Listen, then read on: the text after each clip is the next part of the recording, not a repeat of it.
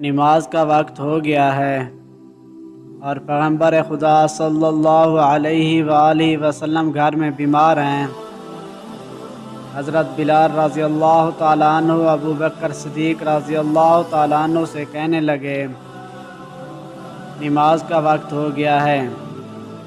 رسول اللہ صلی اللہ علیہ وآلہ وسلم بھی موجود نہیں ہیں، تو کیا میں اذان اور اقامت کہہ دوں؟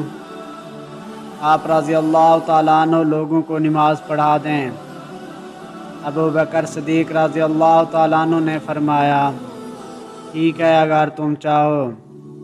حضرت بلال رضی اللہ تعالیٰ عنہ نے اذان دی، پھر اقامت کہی اور صدیق اکبر رضی اللہ تعالیٰ عنہ دوسری یا تیسری بار نماز پڑھانے کے لیے آگے بڑھے۔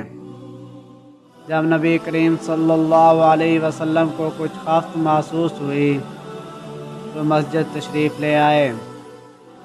حضور صلی اللہ علیہ وسلم نے دیکھا کہ لوگ نماز پڑھ کر فارغ ہو چکے ہیں۔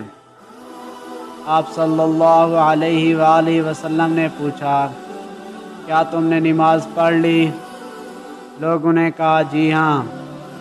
حضور صلی اللہ علیہ وسلم نے پوچھا، تمہیں کس نے نماز پڑھائی؟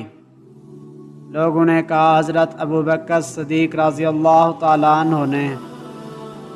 حضور صلی اللہ علیہ وسلم نے مسکراتے ہوئے فرمایا، تم نے اچھا کیا، بہت خوب۔ جس قوم میں حضرت ابو بکر صدیق رضی اللہ تعالیٰ عنہ موجود ہوں، پھر اس کے لیے یہ مناسب نہیں کہ ان کے علاوہ کوئی دوسرا امامت کرے۔